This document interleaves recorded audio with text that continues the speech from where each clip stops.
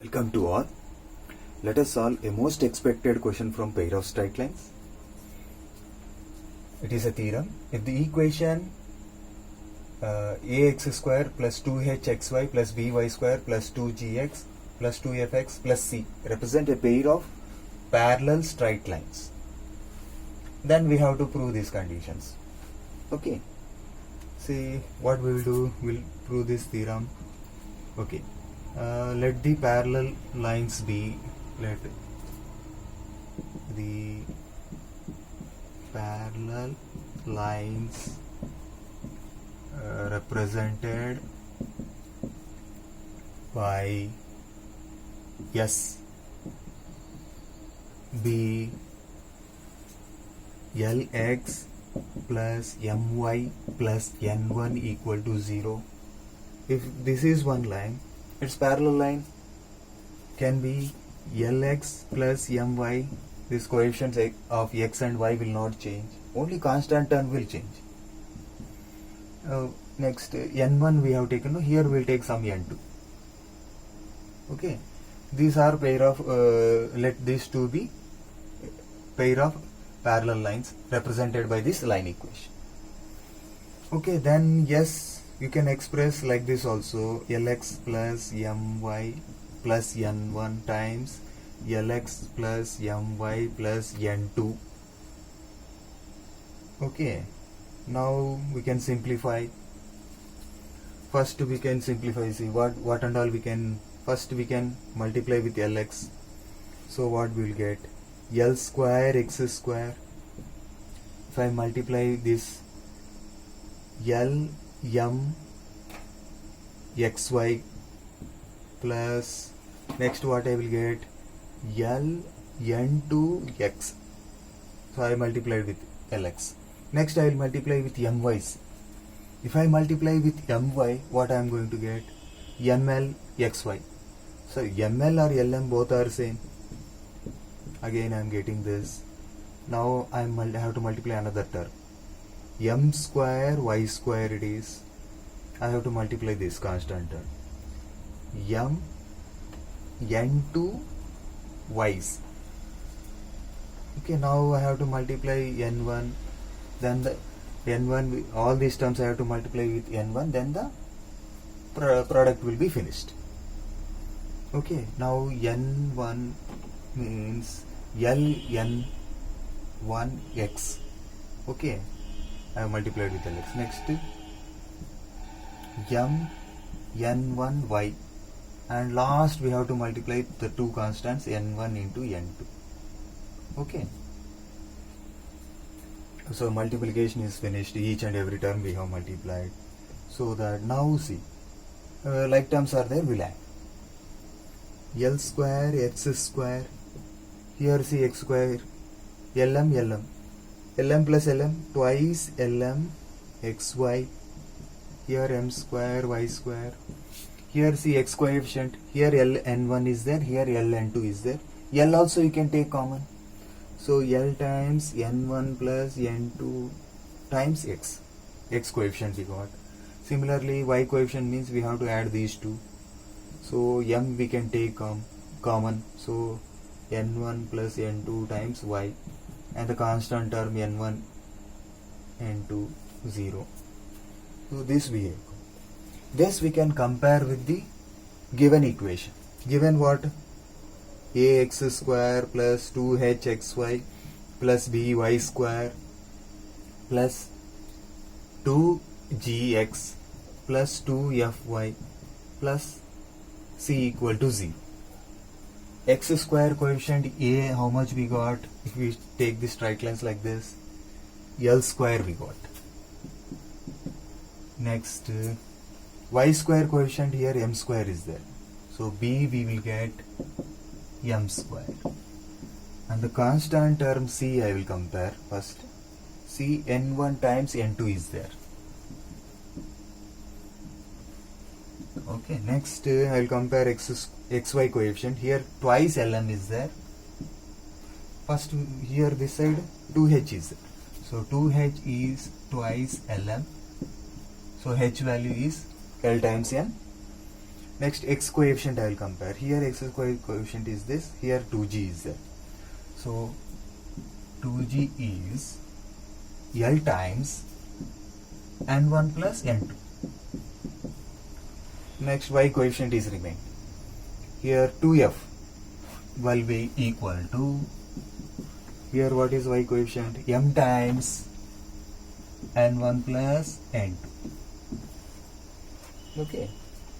Now we'll start proving each and everything. First Roman, what they have given? H square value is equals to AB we have to prove. Okay. H square value equal to AB means H square, here H what we got? LM we got. H square means LM whole square. Whole square means each and everything will get square, no? That is L square, M square. So L square I can replace with A and M square I can replace with B. So we have proved, no? H square is A times B we have proved. Next, see, I have to prove this. Here in this F and G are involved. So what I will do? I will do one thing. 2F by 2G I will take this ratio. Because I know 2F is how much? M times N1 plus N2. Next I am having 2G. 2G is how much? L times N1 plus N2. Here common things I can cancel. N1 plus N2 is common. So what I am having? F upon G is M upon L. See here F square and G square are there. If these ratios are equal, then F square upon G square will be equal to M square upon L square. No? See F square, G square I will not change. M square I can replace it with B. And L square I can replace it with A. See, now you transpose, will get AF square is equals to BG square. This is what I have to prove. Okay. Next, see, third Roman is left over. Distance between the parallel lines is left over. Distance between the parallel lines is, see here, see, we thought that two parallel lines is represented by this. When we are having linear equations of two variables like this, no, how to find the distance between these two and their parallel lines? See, how to find the distance between these two lines means we are having a formula n1 minus n2, we have to take modulus, whole divided by under root of L square, that is x coefficient, plus M square y coefficient. This will give the distance between the parallel lines. Okay. Now we have to simplify this and we have to